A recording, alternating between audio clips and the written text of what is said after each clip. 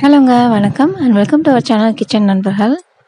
இன்னைக்கு நம்ம நெல்லிக்காய் வச்சு ரொம்ப சிம்பிளா, ஈஸியா அதோட ஹெல்த்தியா ஒரு துவையல் தான் எப்படி செய்யறதுன்னு பார்க்க போறோம். வாங்க பார்க்கலாம். நெல்லிக்காயில விட்டமின் சி நிறைய இருக்குன்னு நம்ம எல்லாத்துக்குமே தெரியும்.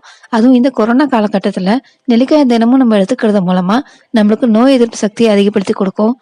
அண்ட் இந்த நெல்லிக்காய் பார்த்தீங்கன்னா நிறைய நற்பலன்களை போக போக வீடியோல கொஞ்சம் கொஞ்சம் சொல்லிட்டே வரேன். கூடவே இதை எப்படி செய்யறதுன்னு பார்த்துடலாம். அந்த துவையலை ரொம்ப ஈஸியாக செஞ்சிடலாம். வாங்க பார்க்கலாம். ஸோ இதுக்கு தேவையான பொருட்கள்னு பார்த்தீங்கன்னா நெல்லிக்காய் மெயினாக வேணும். நான் மொத்தம் இன்னைக்கு 7 நெல்லிக்காய் எடுத்து செஞ்சுருக்கேன். எல்லாமே இந்த சைஸ் உள்ள நெல்லிக்காய் தான். இதையும் சேர்த்து கட் பண்ணி போட்டால் தான் 7. ஸோ இதுக்கான அளவுகள் தான் நான் எடுத்து வச்சுருக்கேன். மற்ற பொருட்கள்னு பார்த்தீங்கன்னா வரமிளகாய் ஒரு 3 எடுத்து வச்சுருக்கேன். அந்த தேங்காய் ஒரு 10 துண்டு வர மாதிரி கட் பண்ணி வச்சுருக்கேன். புளி, சின்ன சைஸ் புளி. புளி ஏன் போடுறோம்னா நெல்லிக்காயோட துவர்ப்பு வந்து அதிகமாக இருக்கும். அதை புளி போட்டோம்னா கொஞ்சம் அந்த துவர்ப்பை கட்டுப்படுத்தி ஒரு டேஸ்ட் கிடைக்கும். அதுக்காக மிளகு, சீரகம், வெந்தயம் ரொம்ப கம்மியாக தான் வந்து எடுத்திருக்கேன். இது வெல்லம், நாட்டு சர்க்கரை இருக்கு இல்லையா அது. அண்ட் பூண்டு 2 பல் பூண்டு எடுத்து வச்சுருக்கேன். உளுந்தம்பருப்பு நல்லா ஒரு 2 ஸ்பூன் அளவுக்கு. இஞ்சி ஒரு சின்ன சைஸ் துண்டை வந்து குட்டி குட்டியாக நறுக்கி எடுத்து வச்சுருக்கேன். இவ்வளோ தான் பொருட்கள். ஸோ இதெல்லாம் பார்த்தீங்கன்னா அறுசுவையுமே இந்த சட்னியில் இருக்கு, துவையலில் இருக்குன்னு சொல்லலாம். இனிப்பு, காரம், துவர்ப்பு, உப்பு, கசப்பு எல்லாமே இருக்குது.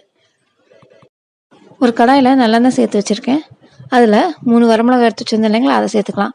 உங்கள் காரத்துக்கு ஏற்ப கூடவோ குறைக்க வச்சுக்கோங்க. நான் எடுத்திருந்த 7 நெல்லிக்காய்க்கு இந்த 3 வரமிளகாவோட காரம் கரெக்டாக இருந்துச்சு.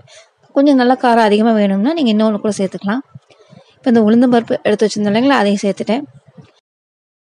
நெல்லிக்காயில் ஒரு ஆப்பிள் இருக்கிறத காட்டிலும் விட்டமின்களும் கனிமங்களும் அதிகமாக இருக்குன்னு சொல்லுவாங்க. நெல்லிக்காவை தொடர்ந்து சாப்பிட்டு வந்தோம்னா ஒரு சில புற்றுநோய்கள் கூட வராமல் நம்ம தடுத்துக்கலாம்னு சொல்கிறாங்க. அடுத்து நறுக்கி வச்சிருக்க இஞ்சி சேர்த்துக்கிறேன்.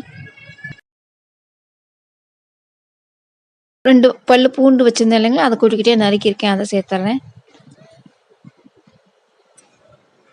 மற்ற பொருட்கள் அந்த புளி, சீரகம், மிளகு, வெந்தயம் எல்லாத்தையும் இப்படி வரிசையாக சேர்த்துட்டே வரலாம்.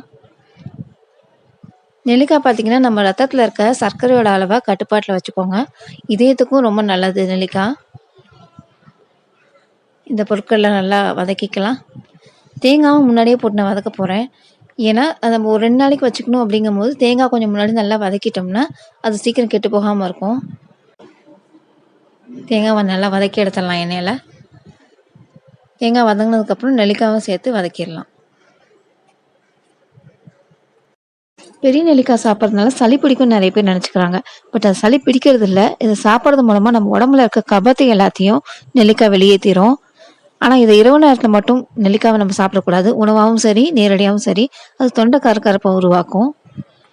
ஸோ நம்ம மற்ற பொருட்கள்லாம் நல்லா வதக்கி எடுத்துட்டோம் தேங்காவோடு சேர்த்து. இப்போ அடுத்து நம்ம நெல்லிக்காவை சேர்த்து வதக்க ஆரம்பிச்சிடலாம்.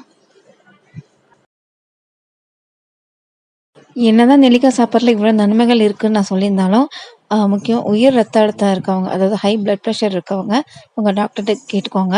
நெல்லிக்காய் சாப்பிட்லாமா, சாப்பிட்டா எவ்வளோ ஒரு நாளைக்கு சாப்பிட்லாங்கிற மாதிரி விசாரிச்சுக்கோங்க. ஏன்னா நெல்லிக்காய் சாப்பிட்றது மூலமாக பிபி இருக்கவங்களுக்கு ஒரு சில பிரச்சனைகள் வரும்னு சொல்கிறாங்க. பட் நீங்கள் டாக்டர்கிட்ட விசாரிச்சுட்டு நீங்கள் எடுத்துக்கலாம். இப்போ நம்ம அந்த நெல்லிக்காவை நல்லா வதக்கி எடுத்துடலாம். அதோட அந்த ரா ஸ்மெல் போகிற அளவுக்கு கொஞ்சம் வதக்கிக்கலாம். இப்போ இந்த துவையலுக்கு தேவையான உப்பையும் சேர்த்துட்றேன்.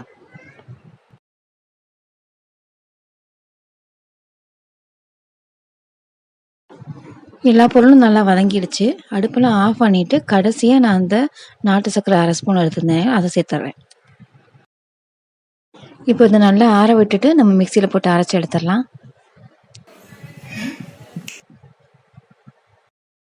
அரைச்சாச்சு. இப்போ கடைசியாக அதுக்கு ஒரு தாளிப்பு கொடுத்துடலாம். இதுக்கும் நல்லெண்ணெய் தான் சேர்க்குறேன்.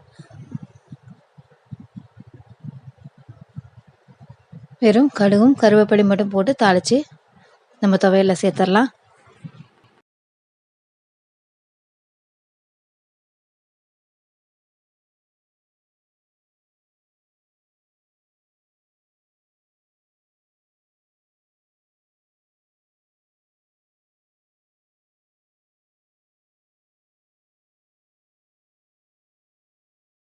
அவ்வளோதாங்க, நம்மளோட நெல்லிக்காய் துவையல் ரெடி ஆயிடுச்சு.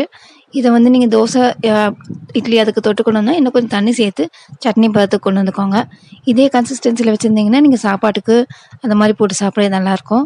ஸோ வழக்கம் போல் இந்த வீடியோ உங்களுக்கு பிடிச்சிருக்குன்னு நினைக்கிறேன். பிடிச்சிருந்தால் லைக் பண்ணுங்கள், ஷேர் பண்ணுங்கள், உங்களோட கருத்துக்களை கமெண்ட்டில் சொல்லுங்கள் எங்களுக்கு. அண்ட் மறக்காமல் கிச்சன் நண்பர்கள் சேனலுக்கு சப்ஸ்கிரைப் பண்ணிவிடுங்க. பக்கத்தில் இருக்க பெல் ஐக்கானையும் ப்ரெஸ் பண்ணிவிடுங்க. அப்போ தான் நாங்கள் போகிற வீடியோஸோட நோட்டிஃபிகேஷன் உங்களுக்கு வரும். தேங்க்யூ.